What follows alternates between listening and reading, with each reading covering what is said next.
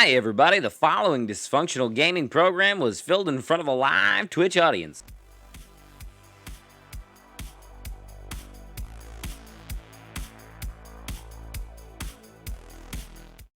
Hey! Hello! What's happening? Welcome to Dysfunctional Gaming's Talking D&D. I am Thundercat. To my right, your left. Yes, hi, I'm GMPatchNasty. I have colored hair and a mustache. How are you today? I have a beard. I'm good. So, what did we talk about last week? Spells ad nauseum. Yes, we talked about spells and all the good things about spells. If you are a new spellcaster, it's not a bad one to listen to. If you want to learn how to figure out what spells work for different things and how the different wording in them works, we did a pretty good job, I think, of talking about how to utilize your spells and how different components and different things. Yes. Remember, DMs, unless you're feeling really, really saucy, read as written. Raw, baby, when it comes to spells. Yes. Do as best as you can to stick with those, because otherwise you will break games. Yep. Broken. But anyways, this week, if you want to check that out, you can check it out on YouTube. I just uploaded it, and also on our podcast on Spotify and Apple Podcasts. You can also find us at anchor.fm. So, Patch, I'm scared. If they can't fix my tooth, it has to be removed. Does it hurt? No, actually, so listen. I was talking to my mom tonight, and her friend was over, and she works at a dentist, and she was talking about how they pulled a tooth from someone, and the lady was so fast. But my sister was like, I just had a tooth pulled, and I didn't even feel it. It just happened. Like, she went in to get it, get some antibiotics, and they were like, nope, we have to pull it, and they pulled it right there. Yep. And she was perfectly fine. She said it was like nothing. So yeah, modern medicine has come a long way since I went to the dentist the last time, as before I had shit ripped out of my mouth. It's honestly, you're going to be a lot more scared than you will be the actual experience. It'll be a lot quicker than you think. Localization is awesome, and plus also you'll have an amazing Randy voice after. So just keep talking all you want to do. But this week, check that on YouTube. All those other things. We're going to talk about. We talked about spells last week. We have it all over the place now. I just loaded them all up, and so this week we're going to go into part two. Part two of planes, astral trains, and abyssal automobiles. We finished off part one with the Shadowfell, and in the DMG is what we're using to go through the planes. We are moving on to the outer planes. The inner planes first. And yeah, do you want to tell us a little bit about the inner planes before we get into it? Honestly, I'll be real with you. I've never really done much on the inner planes. I've done like a quick little couple of one-shots in the plane of water. But the inner planes correspond to elements like the plane of air, the plane of fire, plane of earth, plane of fire, or plane of earth, plane of water. There are spots where they intersect and they make what I like to call Bob Ross scenery. And some of it is very, very detailed in here, but they also go into such effects that you'll encounter on said planes. And they're pretty terrible. They're pretty mean. But if you really want to experience these four planes in their true justice, play Temple of Elemental Evil or the Princes of Apocalypse campaign. They are pretty good. Pretty good. I played in some of the Princes of Apocalypse, and we got with the the air people, and the Ashari, yeah. And that's what I call them. And the earth elemental people. We didn't get too far into it because we were jumping back and forth and kind of like creating alliances / deals with all the people. That's that campaign in a nutshell. As soon as you told me you were playing it, I read it. I was like, we were "You've kind of never going back and done this?" forth between like the air and the earth, saying, "Oh, well, we know this much about the earth people, and we know this much about the air people. So let's let's use them against each other." Is basically what we were doing. That's smart players right there. But we didn't get to go to the planes themselves. We just got to deal with a lot of the spells and a lot of the different elemental like beings. Oh, yeah, the ones that come from like the Ganassis are a big one. Exactly. Myrmidons are also a big one that I We met- used against you guys when We met a bunch of genies, all different elemental type genies. Worked for 'em. Jin, an Afridi, a Yeah. Dao, and I forget what the other one is. Shit. Oh, it's gonna bother me. I used to know them all too. I have all the little minis over here. Some of them are downstairs Ooh. at your house. Dan's angry. Mailman. Um, How are we today? Fuzzrap would like to know. I'm good. I'm a little tired after that long stream last night. I didn't get my nap. I'm good. It was I'm an good. interesting day at work today. Hot as shit, and one person asked for soup. I don't get it. So let's talk about some more of this inner plane stuff. At the farthest extents of the elemental planes, the pure elements dissolve and bleed together into an unending tumult of clashing energies and colliding substance called the elemental chaos. Elementals can be found here as well, but they usually don't stay long, preferring the comfort of their native planes.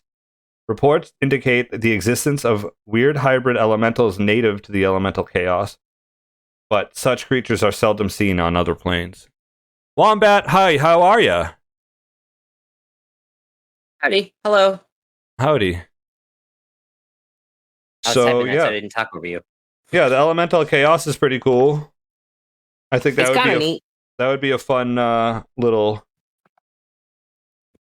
like one shot or encounter based sessions, couple sessions. Let's see where made it they end home? up. Yeah. Nice. So let's start with the plane of air. Oh, so many words. Look at all the words here. So, Give us an outline. it's movement, animation, and inspiration. So it says here, air is the breath of life, the winds of change, the fresh breeze that clears the fog of ignorance, and the stiffness of old ideas. That's a good way to put it. Cities up in the clouds, lots of flying creatures. But they do go into some certain things here, like storms are frequent, mostly on par with strong thunderstorms, but occasionally more fierce, like tornadoes or mighty hurricanes. The air is mild, except near the plane of water, where it's biting cold, and the plane of fire, where it's searing hot. So where it starts to meet other planes is where it starts to change and alter a little bit. Most of the plane of air is a complex web of air streams, currents, and winds called the labyrinth winds. These range from stiff breezes to howling gales that can rip a creature apart. Even the most skilled flying creatures must navigate these currents carefully, flying with these winds, not against them. They go into a couple of places. One is such realm as the fabled Aka, a shining domain of silver spires and verdant gardens atop a fertile earth moat. The Wind Dukes of Aqua are dedicated to law and good. They maintain a vigilant watch against the depredations of elemental evil and the encroachment of the elemental chaos. They are served by Aarakocra and a little-known race called the Vati. In the region of the Plane of Air nearest the Great Conflagration, it's called the Sirocco Straits. Hot, dry winds scour the earth moats in this area to dry and barren chunks of rock. Gargoyles and their allies from the plane of Earth gather here to launch raids into the realm of Aqua. Jesus. Good lord, this goes on forever. So between the Sea of Fire on the Plane of Fire and the Sirocco Straits is a towering firestorm called the Great Conflagration, sometimes called the Plane of Ash. So much easier. So the Plane of Ash has howling winds mixing with cinder storms of lava from the Plane of Fire to create an endless storm front, a wall of flames, smoke, and ash. The thick ash obscures sight beyond a few dozen feet, and these battering winds make travel difficult. Here and there, ash clusters into floating realms where outlaws and fugitives take shelter. And at the other end of the plane, near the Frostfell, plane of water, is a region of frigid winds called the Mistral Reach. These gales drive snowstorms in the Frostfell and away from it toward the heart of the plane. Earth modes in the Reach are covered with snow and ice. So it's a lot of like windy tundra like areas, and you have the ash area, and then you have like just dust storms. It kind of makes sense if you think of like how weather works. Like if you have a lot of cold wind and it goes over water, it's going to create ice. So if they both hit each other, like they're going to create that Frostfell, the plane of ice, which makes sense. And then Ravenloft is so mean. And then if you have a cold front hit a hot front, you're going to create rain and thunderstorms, and that makes sense where like the Sea of Fire hits the Sirocco Straits, the air hits the hot air, and it turns into magma and ash, and I don't know. I think that's kind of cool. It's kind of neat. They're very... The elemental planes are, I would say, to cater to those people who like scenery and hiking, those type of like D&D players. Like when I like picture those planes, I'm like, that, like your beautiful landscapes and mountains on the plains of air and plains of earth, your deserts and plains of fire, and then, lovely, lovely ocean and the plane of water. Seas and ships and stuff. Speaking of the plane of Earth, Earth symbolizes stability, rigidity, stern resolve, and tradition. The plane's position opposite of the plane of air in the ring of the elemental planes reflects its opposition to almost everything that air represents. Which I think is kind of weird because I feel like because it's Earth is like down and then air's up, so that's probably why they don't like each other. But in my head, wouldn't you think that Earth would hate water? Because water seems to destroy Earth the most out of everything else. Like erosion, yeah. Yeah. You know what I mean? Like, if you ever seen like a river running through a mountain, that's the river created that. Like, the water created a river. Currently we don't play D&D on the channel, but we're thinking about it. We've been in talks with the group trying to figure out how we can do it and the different challenges that we're going to have doing it. So we're trying to get into that point eventually. But right now we're just talking about the game, trying to get our D&D out into the world and our knowledge of the game to people that are either new or old that want to listen to this stuff. So we figured why not give it a go. It doesn't matter how old you are. You can always pick up a new dirty DM trick. Yep. Like, oh shit, I never thought of that. Fuck. So continuing on the plane of Earth, the largest cavern beneath the mountain of Earth is called the Great Dismal Delve, or the Sevenfold Mazework. It's home to the capital city of the Dao, and it's called the City of Jewels. The Dao take great pride in their wealth and send teams of slaves across the plain in search of new veins of ore and gemstones to exploit. Thanks to their efforts, every building and significant object in the city is made of precious stones and metals, including the slender gemstone inlaid spires that top most buildings. The city is protected by a powerful spell that alerts the entire Dao population if a visitor steals even a single stone. Theft is punishable by death, with the punishment extending to the thieves' relatives. That's fucking crazy. Damn. The mountains you don't steal from a genie. Yeah, I know. The mountains nearest the fountains of creation on the plane of fire are called the furnaces. Lava seeps through their caverns, and the air reeks of sulfur. The Dao have great forges and smelting furnaces here to process their ores and shape their precious metals. The border region between the plains of water and earth is a horrid swamp where twisted, gnarled trees and thick, stinging vines grow from the dense muck and slime. Here and there within the Swamp of Oblivion, also called the Plain of Ooze, stagnant lakes and pools play host to thickets of weeds and monstrous swarms of mosquitoes. A few settlements here consist of wooden structures suspended above the muck. Most are built on platforms between trees, but a few stand on stilts driven deep into the muck. No solid earth underlies the mud of the swamp, so houses built on poles eventually sink down into it. That's fucking bayou. Yeah, that's fucking awesome. Y'all want to come down to the Plain of Ooze? We got them good gators going on down here. You'll be liking it. I hate that. That sounds terrible. It's like the bog of eternal stench. It's so good. Oh man. Yeah, like rolling There you go, for catfishing. diseases since they are walking through sewers and not preparing or cleaning themselves after. Right? Yeah, that's one. Or having them slip on algae is always a good one. Like, yeah, it looks kind of slick. Yeah. Make a nature check. Yeah. Yep. I'm gonna hang that one. Oh. You gonna talk about the mud hills? Yeah. It's said that any object cast into the swamp of oblivion can't be found again for at least a century. Now and then, a desperate soul casts an artifact of power into this place, removing it from the multiverse for a time. The promise of powerful magic lures adventurers to brave the monstrous insects and hags of the swamp in search of these treasures. That's a cool plot line. I like that. Like, my mind's already turning. Yeah. Be like, yeah, so there's a valuable weapon that you need to go find for me. The last I've heard of it was over almost a century ago, being tossed into the swamps of oblivion. This weapon is very important to my family, and if you get it for me, I'll give you blah blah blah gold, and I'll give you a townhouse outside the city. Like, just like sweeten the deal as much as possible, knowing that it's going to be fucking hard. Have it be cakewalk, but they just have to make a deal with a hag, and then have that just go. The hag becomes the whole plot, and then the weapon becomes like, oh secondary. yeah, this is the magical item. You cakewalk to it. Yeah, nothing happens. You just have to deal with some big old mosquitoes. But trying to get back. The hag has it. Yep. So the hag's been fucking with you this whole time. That's actually just a piece of steel that she found and made it look like the thing.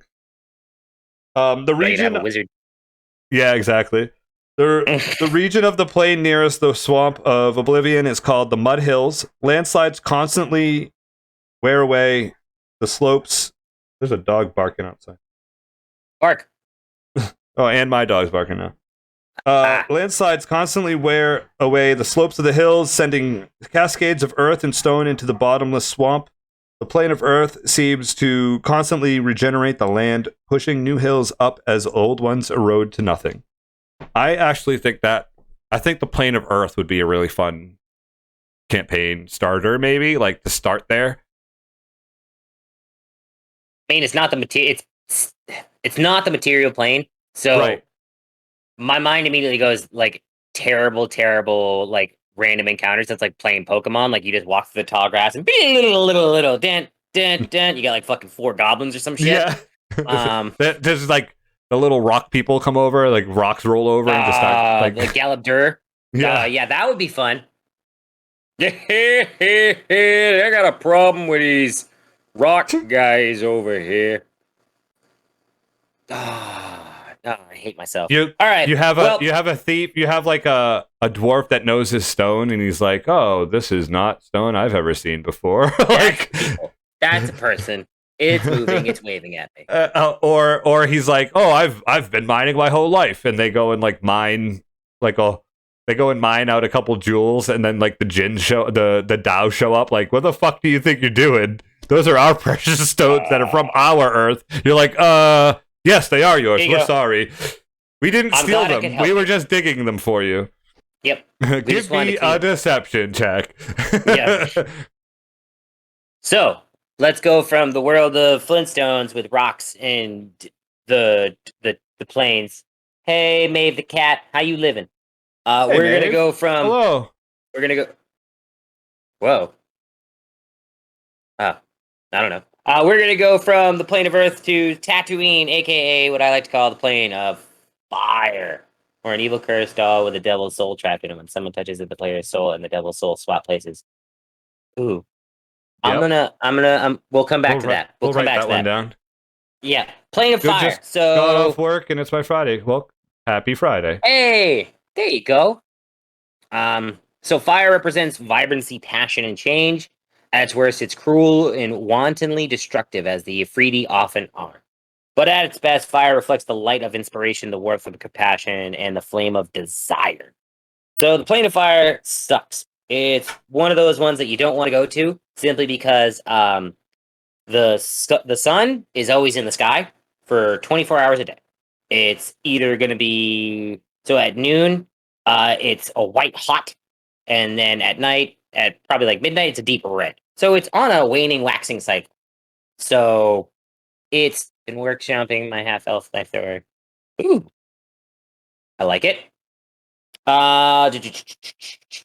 Most business in the city of Brass takes place during the darker hours. Tells you all you need to know about City of Brass right there. Weather on the plain is marked by fierce winds and thick ash. Although the air is breathable, creatures not native to the plain must cover their mouths and eyes to avoid stinging cinders. Oh, geez. Basically, yeah, terrible place. Like I said, you need goggles. you need goggles and a mask. Basically, COVID protection. Just break it out, put it back on. Your PPE. The free to use magic to keep the cinderstorms away from the city of Brass, but elsewhere in the plain, the wind is always at least blustery and rises to hurricane force during the windstorms. Jeez. Now we're gonna get to just the heat. So like before we get further into this, if you really want to see it well done, Mercer. Season 1 of Critical Role, they go to the city of Brass, and it's like he does such a good job at creating a world in your like imagination for you, like with the words that he uses, that you would really get lost in that world. That one was one of my favorite spots that they went to. That was the place with the NPC who didn't smile or didn't waver in any way when he spoke. He just spoke in this one dulcet tone. It's very creepy. But the heat's terrible. It's similar to walking around in Chult all the time. So you'll have to check Chapter 5 for adventure environments. So they'll have to make constitution checks every X amount of hours or suffer exhaustion and possibly die. The deeper one goes in the plain, the rarer water becomes. So beyond a point, the plain holds no sources of water. So if you don't have water, screwed. Screwed. Here's a way to break a game as a player, I think, is to be like a cleric that can create water. And you just go to the places where they can't get water and sell it for a premium. I would allow that. Because you could create it. So you just say, I'm going to post up here for 2 hours and just say, come here. If you need water, I will create it for you. And use your spells to create water. And give people water and sell it. Give. Well, no, you'd sell it. But like what's your alignment? People would show up. No, it'd have to be chaotic, neutral, or like if you sold it for a real bad premium, it'd probably be evil. But if you sold it for like a good price, a decent enough price that people could still afford and live, then you're not so evil. You still need to make water. It depends on where you go in the city in the Plane of Fire, because there's probably already shit that's doing that you don't want to infringe on their territory. True. Yep. You go to the wrong corner and sell the wrong stuff to the wrong people. If you bring a good enough party with you as your backup, you guys could all be in work together. You have your 4 buddies behind you. But hey, if DMs they don't out there, look up Rakshasas right now. Yes. Yeah. Go ahead. That's a perfect big bad evil guy, because the only thing that can hurt it is lawful good piercing damage. I'm serious. It's I was like, wait, what? That's so mean. Exactly. Water Mafia. Exactly. Probably. Hashtag well, you also got to think the denizens that live there probably don't need water either. So maybe some definitely don't. Yeah, maybe some people really need it and some people don't. So maybe those people that really need it are actually like subordinates to the people that don't. So that at that point, maybe they're working for him just to have water. You could infringe on that mafia, like hit that way. That would be such we could talk about what a good let's go. Let's go. H2O wars in the Plane of Fire. Yes. That's right. The Corleones versus the Titaglias. Let's do this. But let's talk about the places that these people can fight. So it's dominated by the vast cinder waste, a great expanse of black cinders and embers crossed by rivers of lava. Roving bands of salamanders battle each other, raid Azure outposts, and avoid the Ifrit. Ancient ruins dot the desert, remnants of forgotten civilization. So whatever used to be there is now gone. So you can paint your pictures with that. You can have your dwarves look at rocks. That's always a good way to tell a story without having to tell it as an NPC. Yep. Moving further, you have the great range of volcanic mountains called the Fountains of Creation, in home to the Azers or Azers. These rocky peaks curl from the edge of the plane of Earth around the cinder waste towards the fiery heart of the plane. And at the edge of the plane, the mountains are also called the plane of magma. Fire giants and red dragons make their home here. We might have to do. I might have to write a whole. Yeah, as well as creatures from the neighboring planes. So plane of Earth, you could potentially have a blue dragon. Why not? Blue and red turf ward. I'm sorry. Wait. I just realized what I described there. Moving on. So, lava flows through the volcanoes towards the plane of air and pools into Great Lava Sea, called the Sea of Fire, sailed by Ifrit and Azers and great brass ships.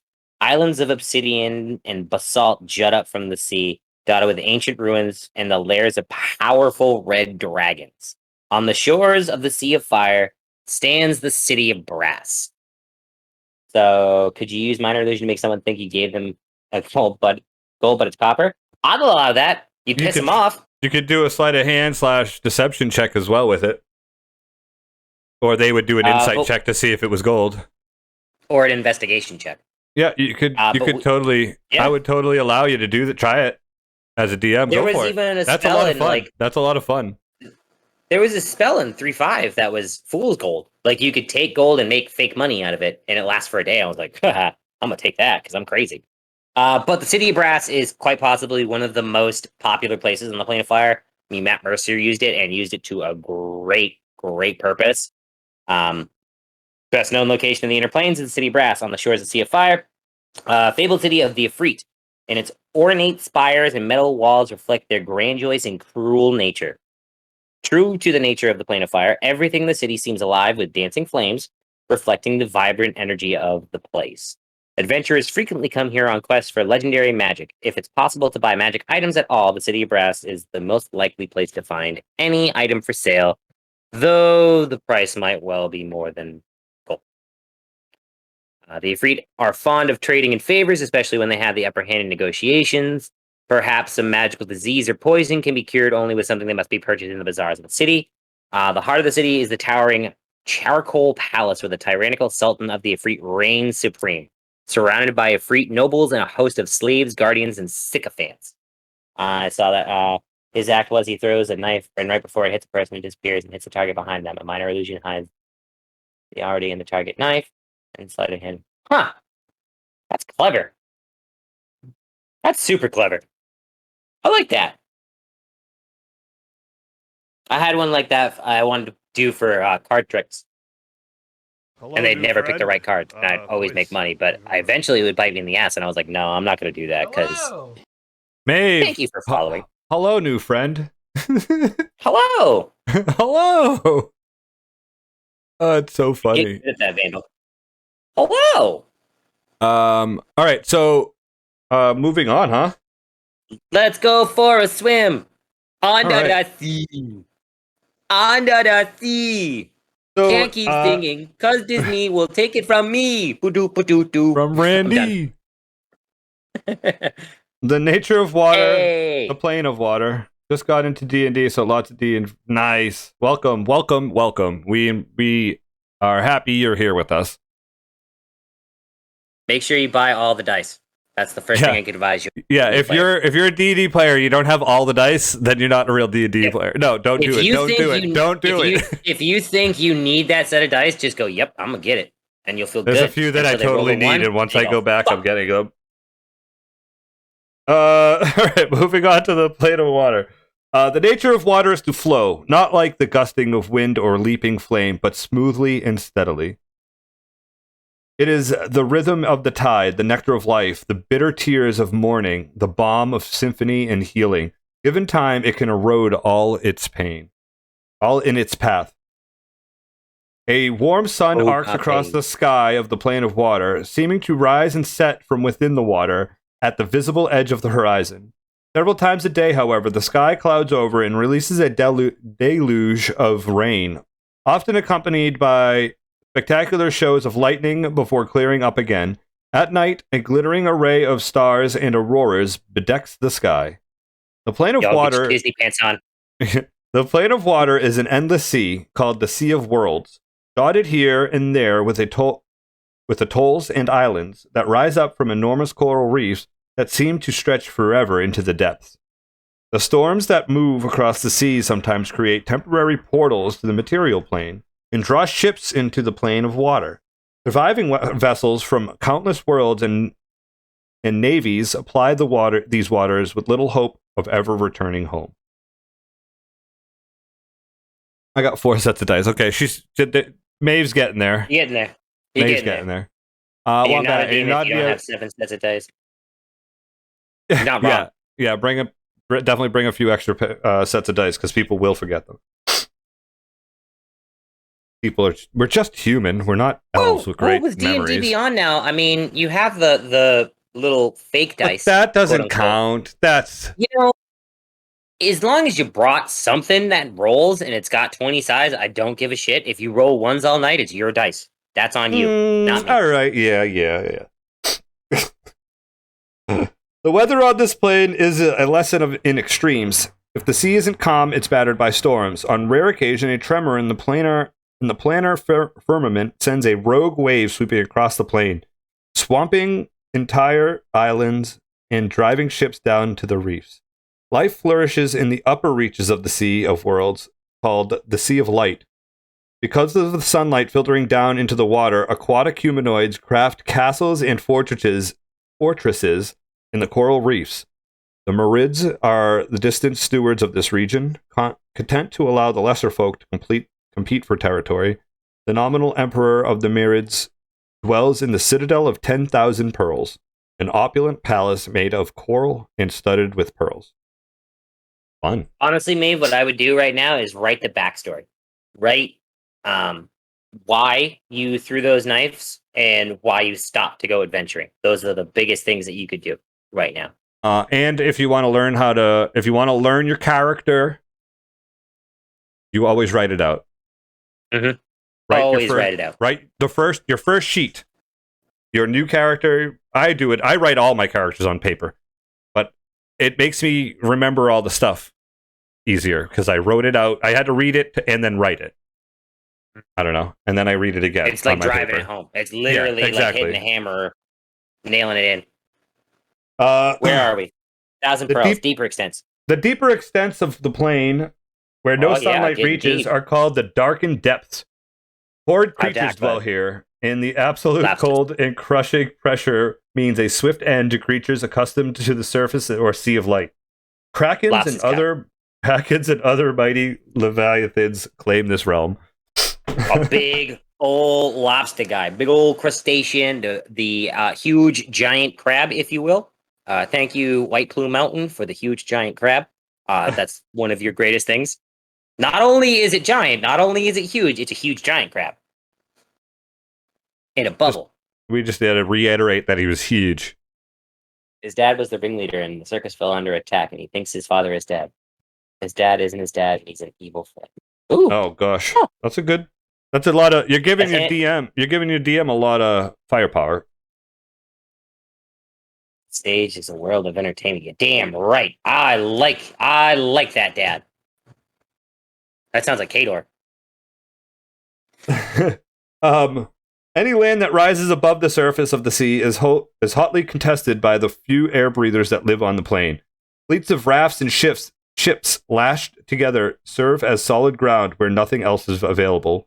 Most natives of the plane never break the surface of the sea and thus ignore these habitations. One of the few actual islands on the plane is the Isle of Dread. The island is connected to the material plane by means of a regular storm that sweeps over the island.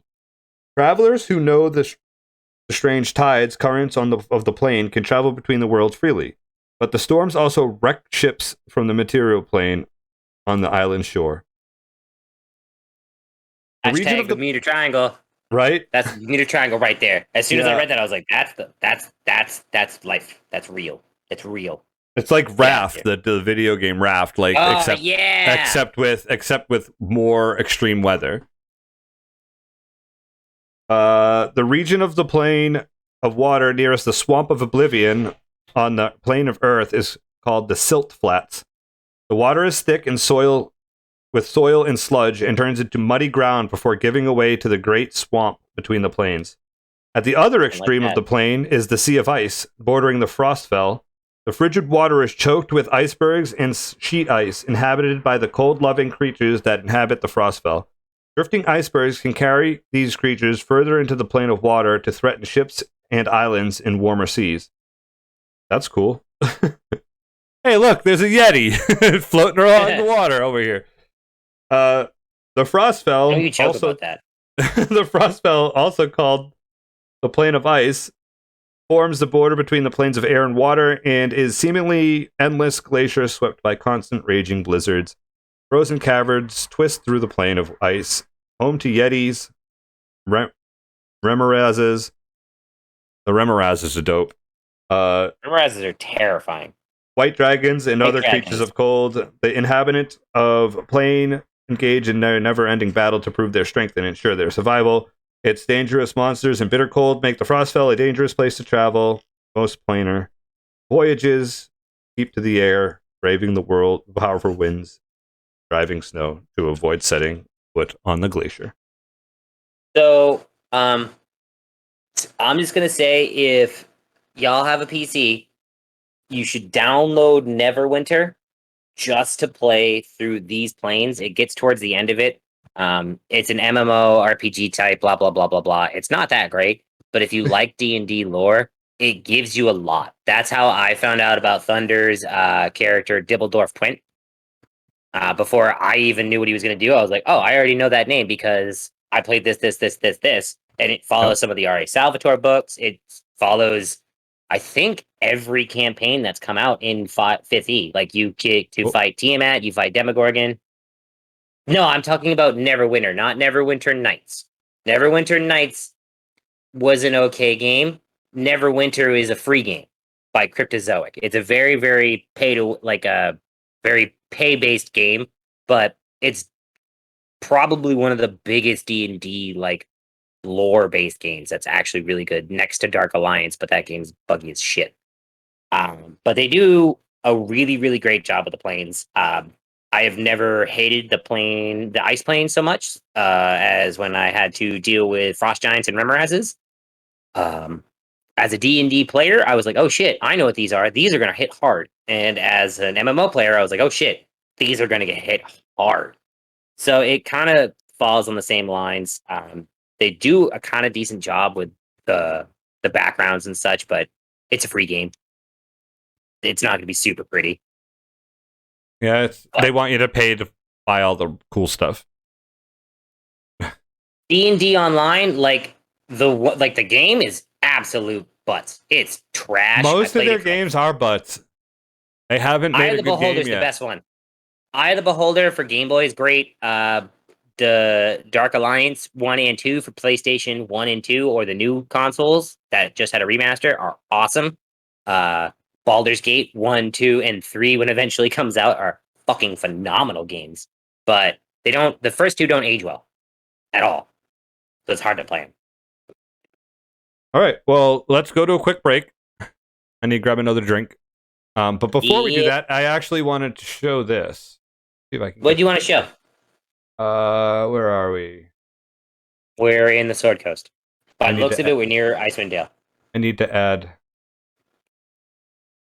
So, Fuzz, if you haven't played, because if you've played Baldur's Gate 1 and 2, Torment is honestly, that game is fucking phenomenal, done the same way. And I loved Icewind Dale. Icewind Dale brought me into a whole different D&D world. Because Baldur's Gate showed me the CD, while Icewind Dale showed me all the other stuff. I was like, this is fucking... Giants? That's not what I wanted to do. Close that. I don't know. We're looking at a browser source. I need to fix the properties on. I picked the wrong thing. Okay, cool. I'll keep talking about stuff. RPG games. What's a good D&D-esque RPG?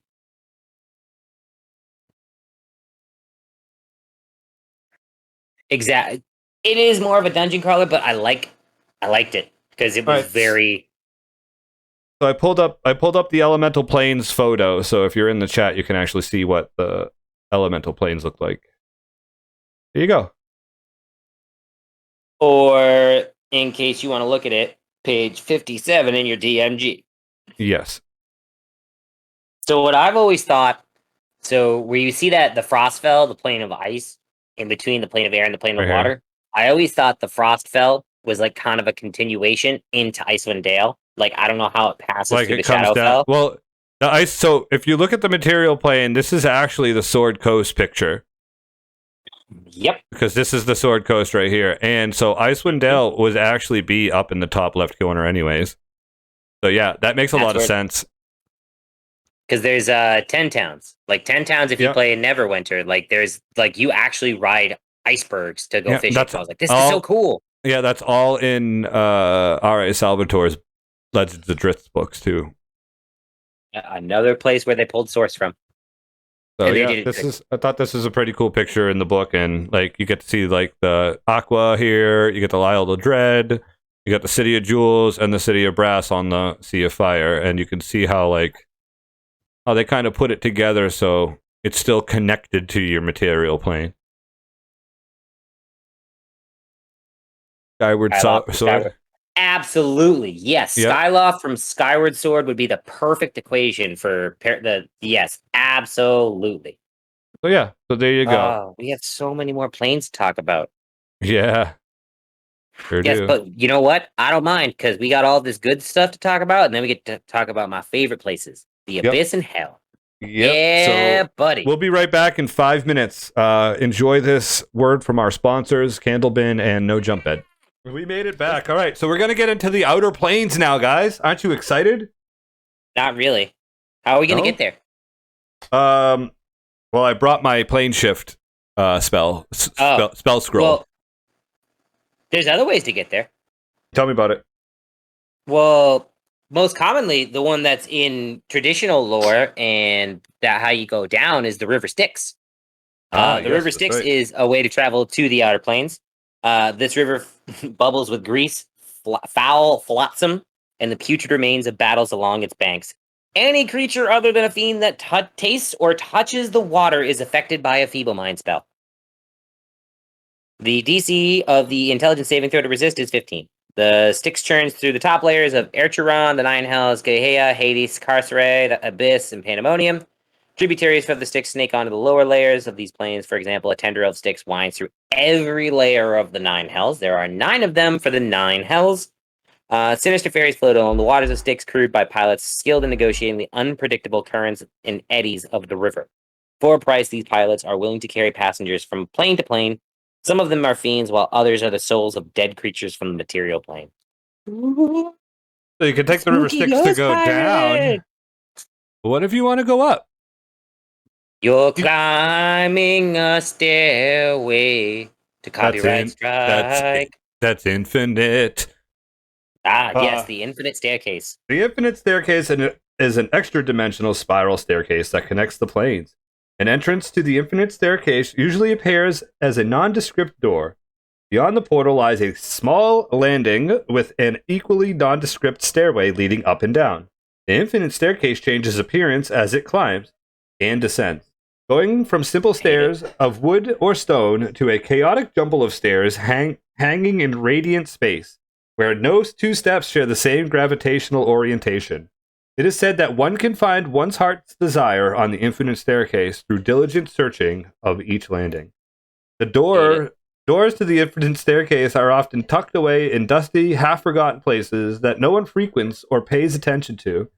On any given plane, there can be multiple doors to the infinite staircase, though entrances aren't common in knowledge and are occasionally guarded by divas, sphinxes, yogloths. Oh no, I don't want to go to them now. No. And other powerful monsters. So at least like sphinxes and divas, you can kind of negotiate with sometimes. But a fucking yogloth will not negotiate at all. They talk in your minds and will swallow you. Done. Yep. Goodbye. Yep. I was gonna say the Sphinx. There's not really negotiating. Either you answer the riddle right or you don't. Right.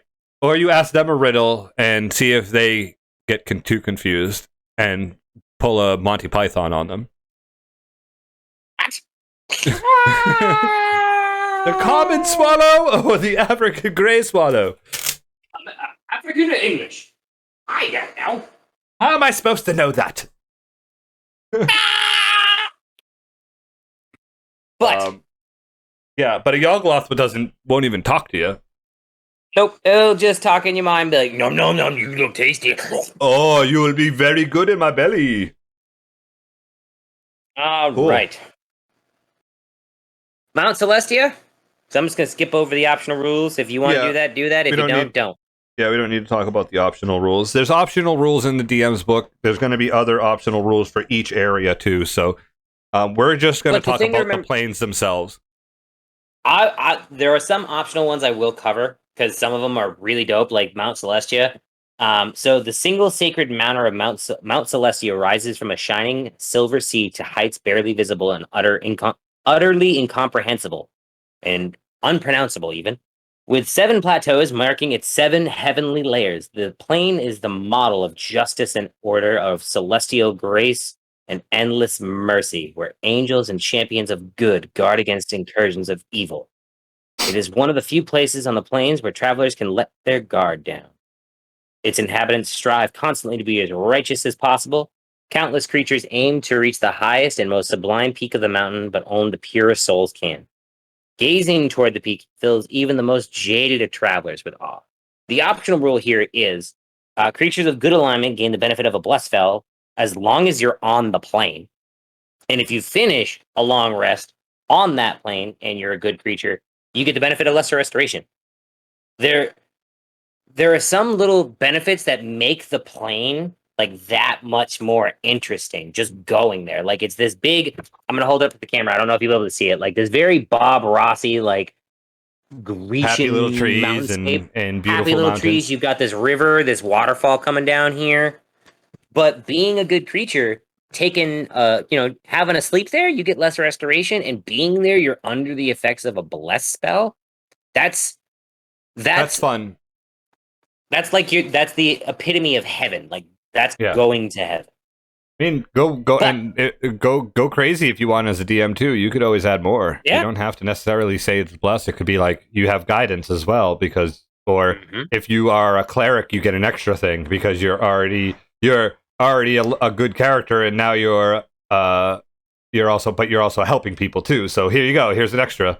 Like give them boons and stuff, so maybe they'll travel there more often, and then you could have a storyline driven in Mount Celestia. Or when I used Mount Celestia in our Sunday game, I used some of like the scenery from your wedding in what I wrote for Mount Celestia. I was like, oh, fucking look at this! Like the place we were at, I was like, this is perfect. I'm gonna go ahead and grab my little notepad and start taking some fucking notes while I'm there you go watching these kids get married. God damn.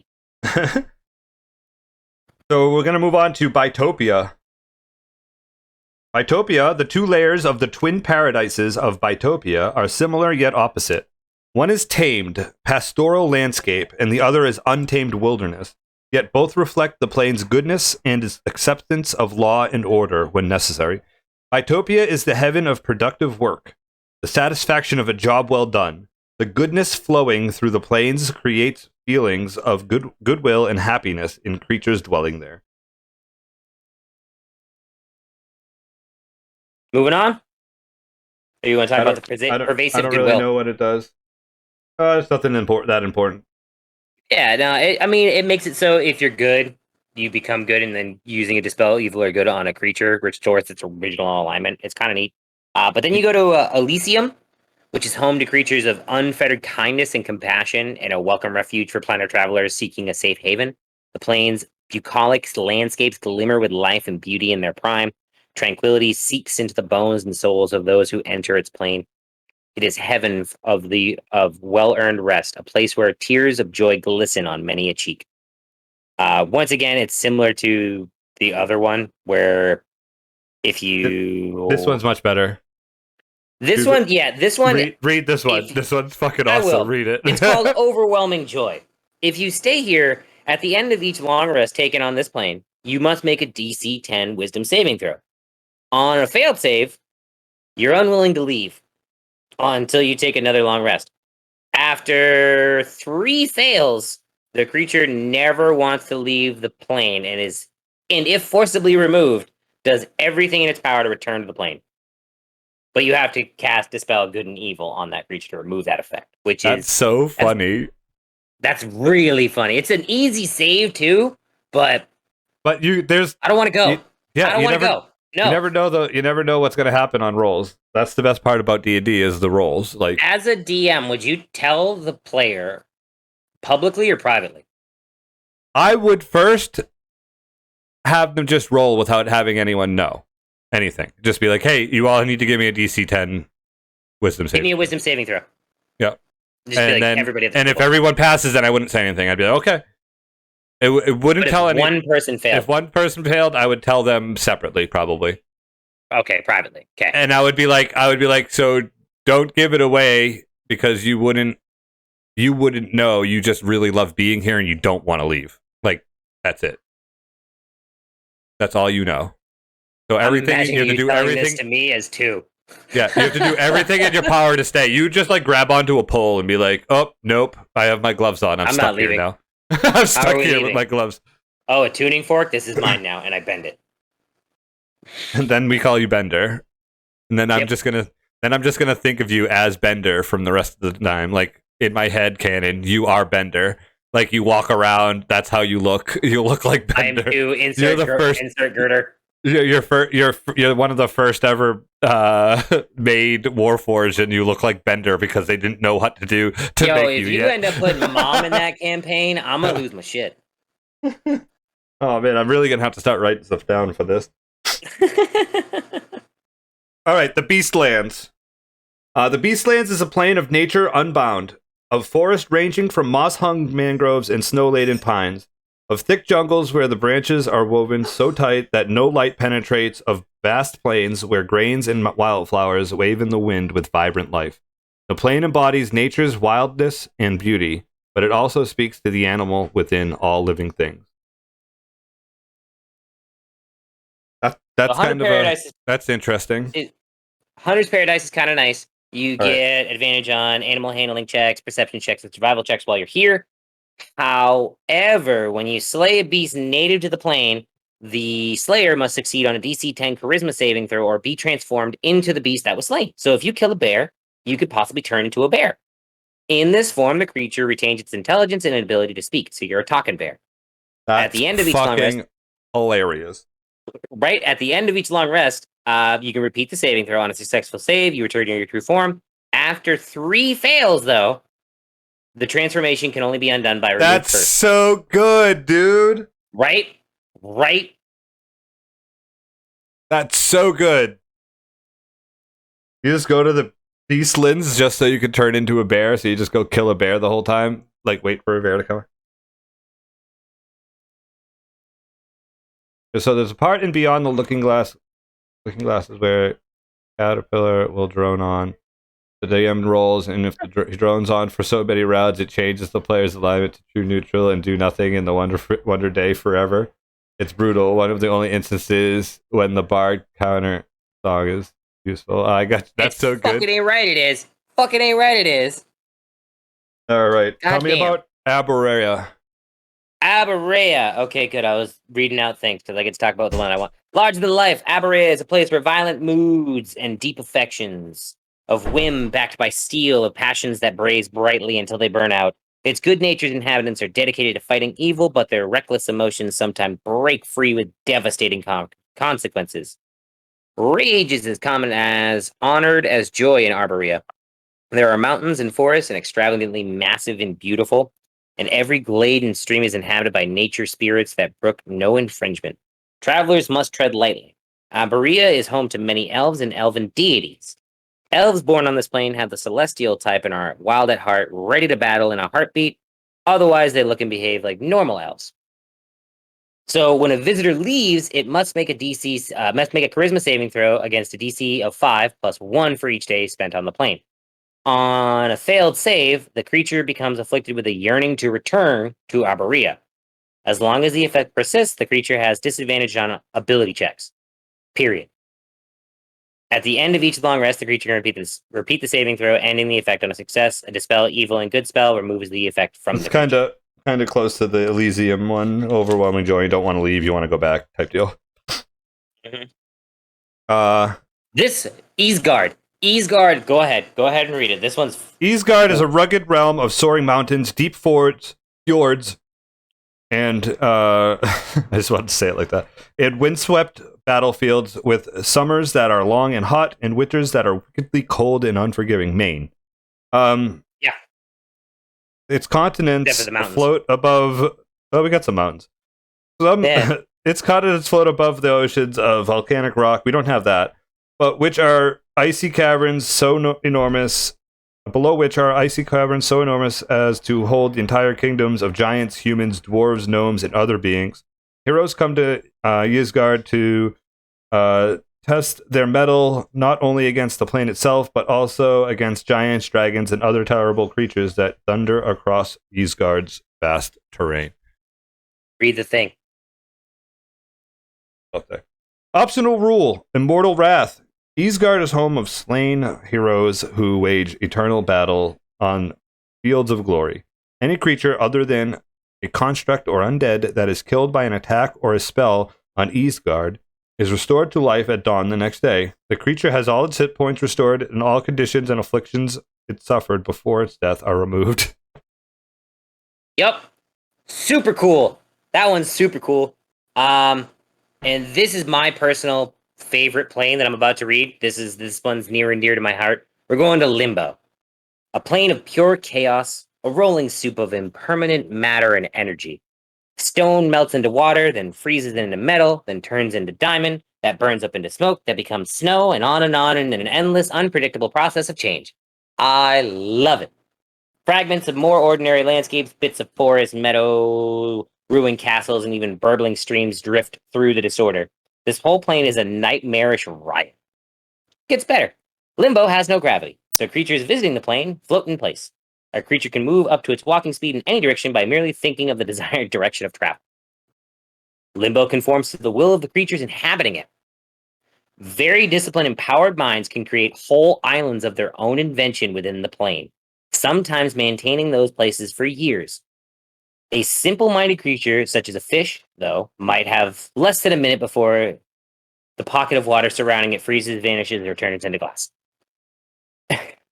The slotty that live here swim among this chaos, creating nothing, whereas Githzeri monks build entire monasteries with their mind. So the optional rule here that I think should not be optional, this is a rule, you have to use this for Limbo. As an action, a creature on Limbo can make an intelligence check to mentally move an object on the plane that it can see within 30 feet of it. So I see a mountain. The DC depends on the object size. 5 for tiny, 10 for small, 15 for medium, 20 for large, 25 for huge or larger. On a successful check, the creature moves the object 5 plus feet plus 1 foot for every point which it beats the DC. So if you roll a 30, you move it 10 feet closer to you. A creature can also use an action to make an intelligence check to alter a non-magical object that isn't being worn or carried. The same rules for distance apply, and the DC is based on the object size. 10 for tiny, 15 for small, 20 for medium, and 25 for large or larger. On a success, the creature changes the object into another non-living form of the same size, such as turning a boulder into a ball of fire. Finally, a creature can use an action to make an intelligence check to stabilize a spherical area centered on a creature. The DC depends on the radius of the sphere. The base DC is 5 for a 10-foot radius sphere, and each additional 10 feet to the radius increases the DC by 5. On a successful check, the creature prevents that area from being altered by the plane for 24 hours or until the creature uses this ability to get. So you could make your own little fortress of solitude inside this pocket of chaos, and no one can come get to you. And if someone does, you'd be like, oh no, I'm going to hit you with a mountain. Later. Boom. I love it. That is like pure abstract. Yeah, anything you can kind of really make your mind want to do, you can put into literally. That. Yep.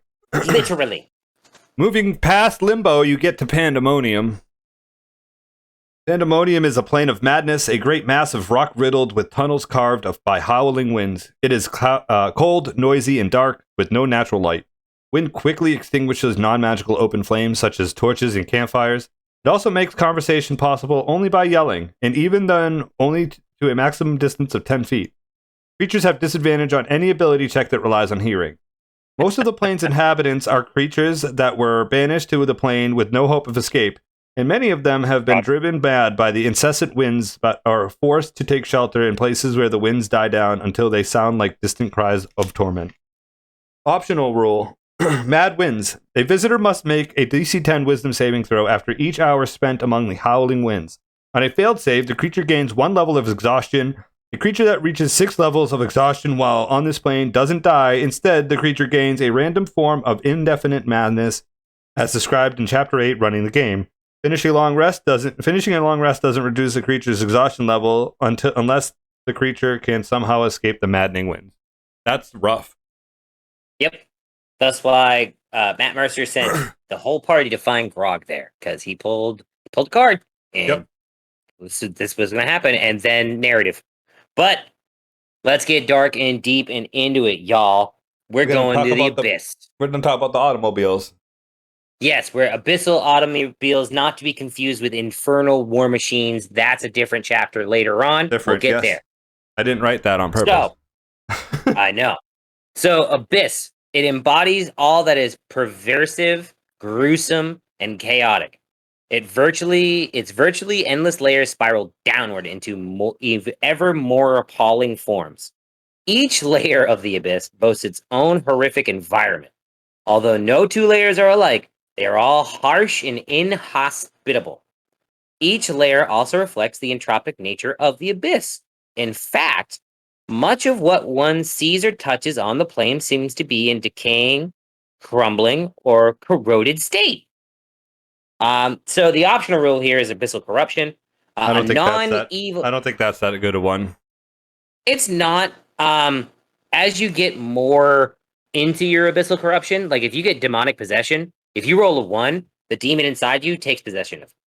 Right, and then you don't get control back until you roll a 1. I think the issue is you kind of take the game out of the player's hands at that point. I think. Mm-hmm. But there are also very important layers in the Abyss. I believe there are. Let's count: 1, 2, 3, 4, 5, 6. They outlined here. Right. So and the gaping maw, Demogorgon's lair. So Demogorgon's the one that you hear about in Stranger Things. This is the cover of the Out of the Abyss module. Quite possibly the most famous D&D monster. 2 big heads on his shoulders with tendril-like arms. Mm-hmm. They have kind of walks around like a bipedal deer, like a T-Rex. Like a T-Rex. Yeah, like a T-Rex with 2 heads. But reflecting Demogorgon's dual nature, the gaping maw consists of a massive primeval continent covered in dense jungle, surrounded by seemingly endless expanse of ocean and brine flats. The Prince of Demons rules his lair from 2 serpentine towers which emerge from the turbid sea. Each tower is topped with an enormous fanged skull. The spires constitute the fortress of Abyssum, where few creatures can venture into without descending into madness. But we move a little bit further and we go to Demogorgon's buddy. We're going to go to Thanatos. You want to take it away, Thundercat, on Thanatos? This is Orcus's lair area. All planes would resemble his dead realm of Thanatos, and all creatures would become undead under his control. Under its black sky, Thanatos is a land of bleak mountains, barren moors, ruined cities, and forests of twisted black trees. Tombs, mausoleums, gravestones, and sarcophagi litter the landscape.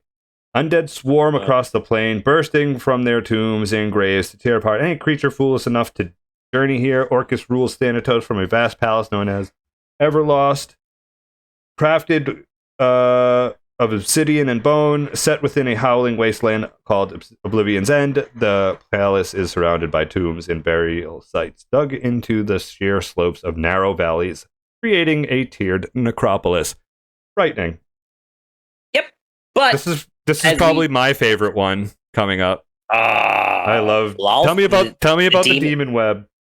The Demon Web. Lalth's lair is an immense network of thick magical webbing that forms passageways and cocoon-like chambers. Throughout the web, buildings, structures, ships, and other objects hang as if caught in a spider's snare. The nature of Lalth's web creates random portals throughout the plane, drawing such objects in from demiplanes and material plane worlds that figure into the schemes of the Spider Queen.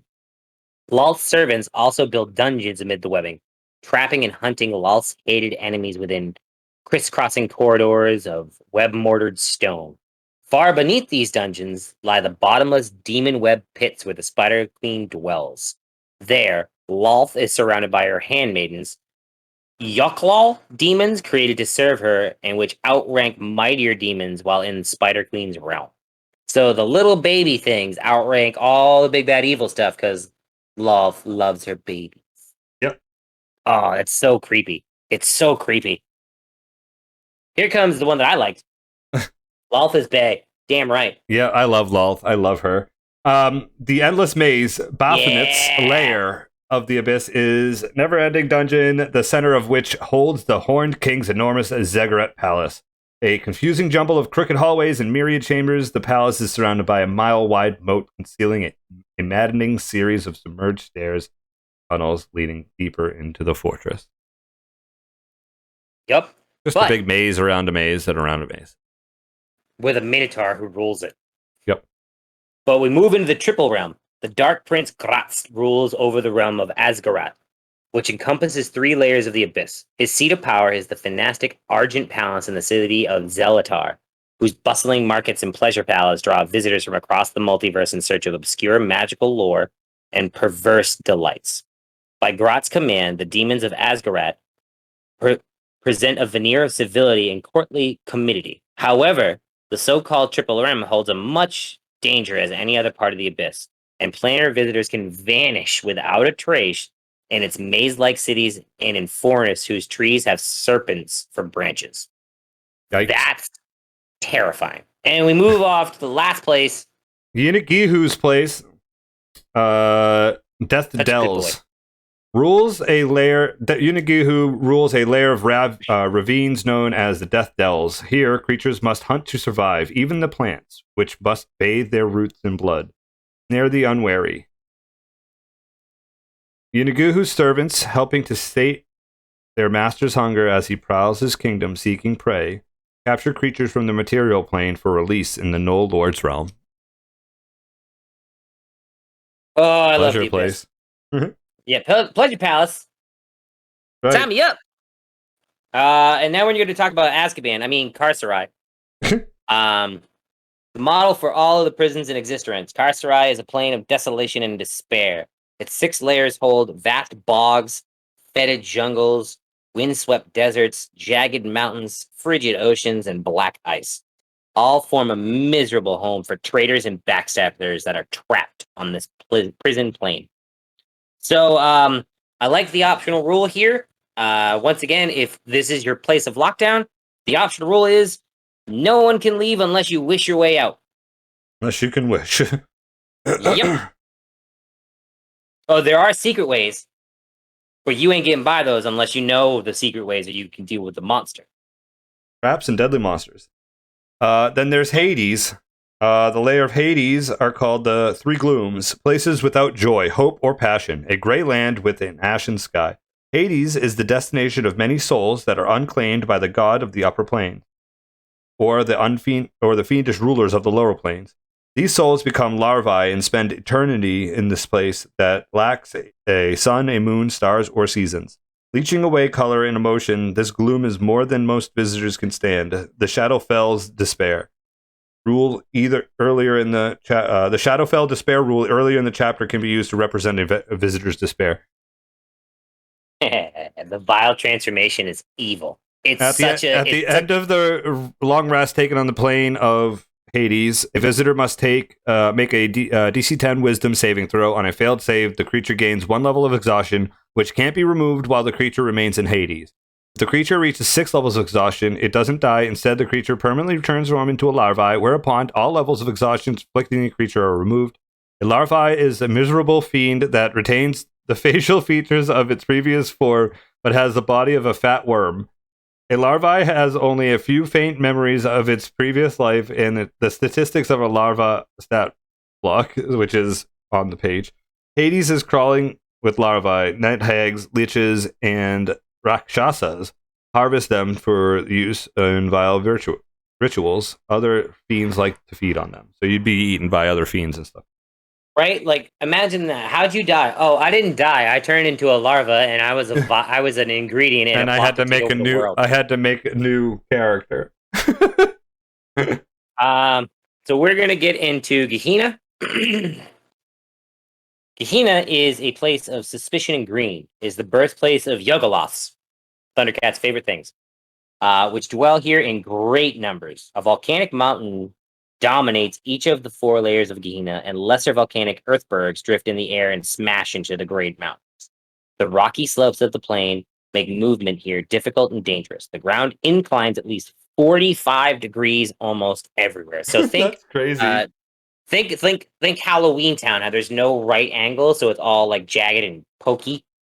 In places, steep cliffs and deep canyons present more challenging obstacles. Hazards include volcanic fissures that vent noxious fumes or searing flames. Oh, that's not that bad. Gehenna has no room for mercy or compassion. The fiends living here are amongst the greediest and most selfish in all the multiverse. Cruel hindrance. It just says that you can't help. You can't help someone with spells unless you pass a DC 10 save. Yep. Any And now, beneficial spells? Little boy, guess where we're We- going? We're going made to it. hell. We made it. Well, of all places to make it to. All right, I'm gonna name the 9 hells levels. All right. You tell me who rules them, and Okay. what your favorite part about it is, because we're running long. All right. So let's start from. You want to start from let's start level 1. There we go. Yeah. Let's start there. Level 1 is Avernus. Avernus is awesome. It invented a whole campaign. It is ruled by what's her face? Zariel, who used to be an angel and fell in the Blood War. However, she is also supplementing, I think it was Bale who's down there. There's also one part of Avernus that is home to Tiamat and where she reigns. And if you follow the Avernus campaign, there's one place called the Fiend Zapper, which is powered by a unicorn. And if you have demonic blood, it does 14 d12 damage to you. Okay. That's my favorite part of Avernus. Nice. Now tell me about Dis. Dis. Dis is the second layer of 9 hells. It is a place where you always feel like you're being watched. Dispater rules it from a very large brass tower where it feels like you're trying to walk towards it, but you never get any closer. It is quite possibly Dispater is like your lawyer, BBEG. He's the one who pulls out contracts and he's like, nope, you can't do this, you can't do that, you can't do that. And I got all the paperwork that says you can't. What up? Dis out of all the levels of 9 hells is probably the most inhabited. Because the city of Dis is in there. Right. Right? Yeah. Okay. Cool. Tell me about Minoros. Minoros, ruled by Mammon, who is greed incarnate. It is acidic rain spilling from the skies, thick layer of scum covering its putrid surface, and yawning pits lie in wait. This is the bog, but in just the whole hell form. The Mammon is probably one of the coolest looking ones, now that I'm reading it again. He's got the upper torso and head of a hairless horned humanoid. But his tail is a serpent. So he's like a big Yuan-Ti, but to bigger extent, and he's got all the treasure in the world. Nice. All right, we're moving on to the 4th layer called Flagathos. Flagathos. This would be Belial's level. There are 2 archdevils here. It's Belial and Fierna. Belial has a daughter, the Duchess Fierna and Archduke Belial. Flagathos is probably the most one that you could think of that's hell. Seas of molten lava, hot wind, choking smoke, ash, volcanic, a fortress city, obsidian, and dark glass. And the terrible thing about it is that there are 2 archdevils who roll over this, and they are inseparable. All right, and then we have Stygia. Stygia. Stygia is ice. It's cold, flames, burn. That is where it's cold. Frozen seas, gloomy skies, Levistus. That is where you get the Tome of Levistus for your warlocks. This is where it comes from. Once betrayed Asmodeus, so he is betrayer, but still works. He rules the lair all the same, he communicates telepathically with his followers and the servants, both in hell and on the material plane. And it's also home to the other dude who used to loot it with Girion. And that is another story for another book. You have the 6th layer, Malbolge. Malbolge, yes. Moloch's realm. It's that one they really don't say too much about. The current archduchess is Glacia. She resembles a succubus with small horns, leathery wings, and a forked tail. Let's see. Malbolge is seemingly endless slope, like the sides of an impossible huge mountain. I've never really done too much with this one. It kind of just six. Never really did much for that one. The 7th layer, Maladomani. The ruin-covered wasteland, dead cities from desolate urban landscapes. Beelzebub, the Lord of Flies. That is a name that some people might recognize. Miserable, degenerate monstrosity who's long conspired to usurp Asmodeus. So this is usually the one that'll work with the party to usurp the bad guy. Thank you for the lurk, Gilded Prince. Thank you very much. I appreciate it. Enjoy your food. And then you have Gehenna, where our good friend... My lair. Kador, Mephistopheles rules. Think hell, but turn it into the Ice King, the Night King. Think Game of Thrones, winter is coming. Yep. That is Gehenna. And then you have you have the Ice Citadel of Mephistar, where Mephistopheles resides. Little conceited. That's why I wanted to become the devil. But he's very, very, very manipulative and a tall, striking devil with impressive horns and cool demeanor. He trades in soul and do other devils, but he's the one who wants to usurp Asmodeus, and he's the one who could possibly do it. And finally, Nessus. The 9th layer of hell, a dark realm whose dark pits where walls are set within fortresses, pit fiend generals loyal to Asmodeus, ruled by Asmodeus. I believe they've got Funkos of Asmodeus now. A handsome, bearded humanoid with small horns protruding from his forehead, piercing red eyes, and flowing robes. But that's your big bad evil. That's if the players ever realize that they're talking to Asmodeus and they're making deals with Asmodeus, then it's like, okay. Here it's over. Yep. All right, so moving on, we have a few more outer planes to talk about. We have Acheron. Yep. Acheron has 4 layers, each made of enormous iron cubes floating in an airy void. Sometimes the cubes collide. Echoes of past collisions linger throughout the plane, mingling with the sounds of armies colliding. That's the nature of Acheron. Strife and war, as the spirits of falling soldiers join in endless battle against orcs devoted to Grumsh, goblinoids loyal to Maglubayet, and legions assembled by other warmongering gods. Then you bump over to Mechanus, which I believe I took Thundercat too. It's Mechanus laws reflected in a realm of clockwork gears, all interlocked and turning according to their measure. The cogs seem to be engaged in a calculation so vast that no deity can fathom its purpose. Mechanus embodies absolute order, and under its influence can be felt on those who spend time here. Modrons are primary inhabitants of Mechanus. The plane is also home to the creator of Modrons, a godlike being called Primus. Yep.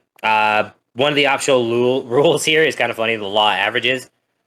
Creatures always use the average damage for attacks and spells. For example, attacks that normally deal 1d10 plus 5, it does 10. I saw that and I was like, that's perfect. I never did that to you guys. You didn't get into a fight.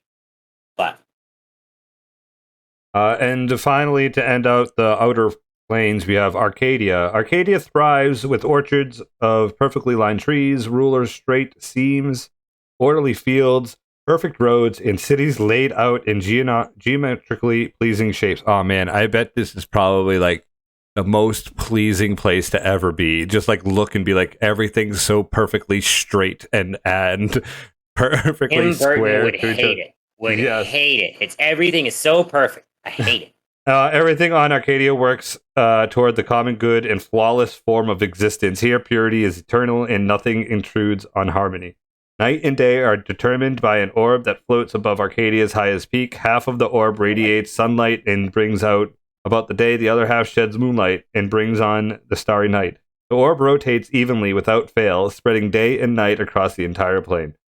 The weather in Arcadia is governed by 4 allied demigods called the Storm Kings, the Cloud King, the Wind King, the Lightning King, and the Rain Queen. Sorry, the Wind Queen and the Rain Queen. Each one's lives in a castle surrounded by the type of weather that the king or queen controls. Hidden below Arcadia's beautiful mountains are numerous dwarven kingdoms that have withstood the passage of the millennia. Dwarves born on this plane have the celestial type and are always brave and kind-hearted, but otherwise they look and behave like normal dwarves. That's cool. Imagine being like, that's the background for a dwarf. That would be fucking dope. Optional rule, planar vitality. While on this plane, creatures can't be frightened or poisoned, and they are immune to disease and poison. I had a little one-shot written for those 4 kings and the kings and queens, because I read that and I went, what if they're trying to throw a dinner party and they don't like each other? That's interesting. And the party has to make it, because this was right after you did your little MasterChef shit. So I was like, how could I do that but not do that? Right. And I was like, oh, okay, we're hosting a dinner party. Perfect. With these 4 nobles. Why? Let's figure it out. Don't forget about demi-planes, like Mordecai's Mansion, the Gatespell. Strahd has his own little demi-plane. They're not big planes. You also have the Far Realm.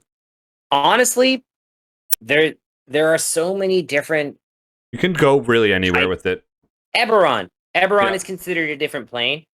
Shit, we're on a different plane. Yeah, the Earth one. Yeah, not even that. I would go. We're in a different far realm. We are in a different dimension. Different known world. Mm-hmm.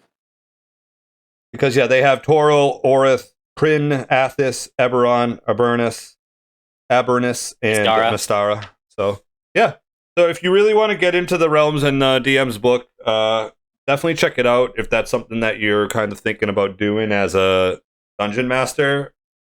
I think it's fun. I think the players will have a good time if you can, and it's something different. You didn't start in a tavern, Exactly. Even though starting in a tavern is pretty awesome. You can start in a tavern, but it's different. But it's in Avernus, like. You're sitting in a tavern, and all of a sudden, a cow comes through the window. It's still one of my favorite. Like, I was like, wait, what? A cow? Yes, we need to talk. Where is Big Head? So yeah, and the town just has this big giant paper machete head.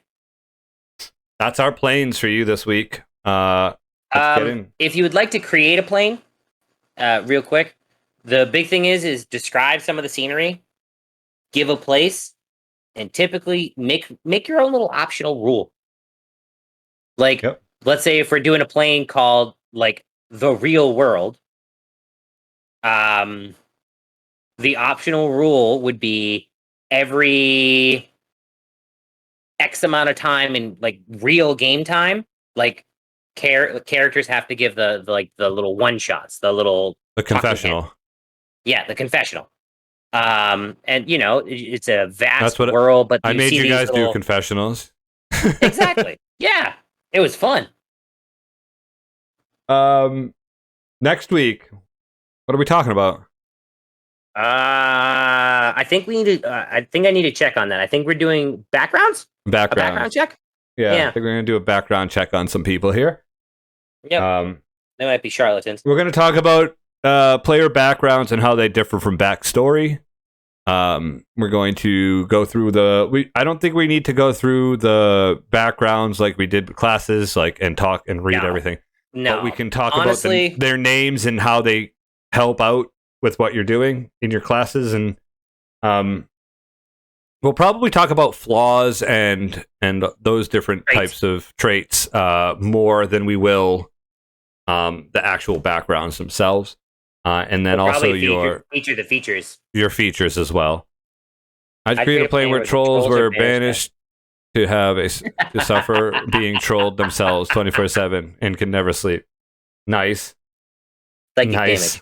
Damage. 3d6. So yeah, next week we're going to be talking about player backgrounds, and we will talk about how they differ from backstory. We want to talk about a few things that we got coming up. Tomorrow night is Warzone Wednesday. Disto, Lydian, Dysfunctional Dad, Vandal Zero, and myself play Warzone. We try to win games, but we'll see what happens. Or get carried. Yeah. Yeah, I normally get carried, so. Yeah. Thursday. Someone's got to talk to the people. Well, and then you're on Wednesday. You also stream during the day. You will be doing some retro. Retro. Yep. Retro on Wednesday for GMPatchNasty. Check him out if you don't already. Thursday, you guys going to try to do something, or are we going to just cut that from the promo from now on? I mean, if Vandal gets at me, I'll play. It just depends on the issue is the man's late. The man's got kids and he plays late at night. So Thursday night we might be playing zombies on Call of Duty. I'm a zombie. Blah. Yeah, don't get in a helicopter with DD. You're right, Buzzround. Yeah. So we'll play zombies on Black Ops, Cold War. That's what we'll do on Thursday night, and then Friday night we play games and do stuff. So we'll be on as well. We don't know what games we'll be playing, but we will be streaming on Friday night. Might be doing some Deep Rock Galactic. Based Wolves. And then Saturday night is team night. We hopefully Patch doesn't do a lot of edibles and pass out again. Hey man, and he could show up and play some duck game with us instead. Did you know that there was a Blockbuster opening up every 17 hours at one point? That's ridiculous. 17 ever. That's one, at least one every day. Wonderful, but you still missed team night. Yeah. Because of Blockbuster. The last Blockbuster, mind you. That's pretty wild, DD says. See, thank you, DD. All right, so that's what we have. You have your streams on Wednesday, Saturday, and Sunday, right? Oh, Friday night, too. No stream this Friday because me and the fiance are going to the drive-ins. We are going to see Black Widow, and then I'll probably pass out during Cruella. Oh, nice. Yeah. Have a good time. I will. Nachos. Nacho cheese. Nacho cheese. Cheese from a can. So who do we raid this week?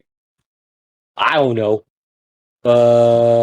Let's see who we got going on here. Put the raid in. I gotta keep the voice going. Let's see. We got. Want to do Throg? There's Throg. There's also Roots. There's also Pepsi. He's doing speed run practices. On Battletoads, okay, we could probably go see it. We could probably go look and see some for the A12 TiVos. That's Adventure Island. Okay, I get that. Thank you, Wombat. I'm gonna try. Have a good night. You might want to wait for the raid though, because you get a special song. So if you are subscribed or you used your channel points, you can go ahead and put this little Randy raid right here. Hi, I'm Randy. I raid out and I sing songs to you people. So we're gonna raid over the Trog. And you know what, Thundercat?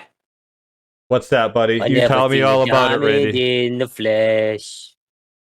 I cut my teeth on wedding rings in the movies. Not proud of my address. In a torn up town. No postcode envy. But every song's like gold teeth, gray goose, dripping in the bathroom, blood stains, ball gowns, trash in the hotel room, Randy don't care. I'm driving Cadillacs in my dream, but everybody's like Crystal, Maybach, diamonds on your timepiece, jet planes, islands, tigers on a gold leash. Randy don't care. Well, he's caught up in a Toy Story affair, and I'll never be Randy. Wendy. It don't run in our blood. That kind of like you're doing for us. We create different kind of buzz. Let me be Buzz Lightyear. Lightyear. You can call me Buzzy, and baby, I'll rule, I'll rule, I'll rule. I'll rule. Let me live that Toy Story.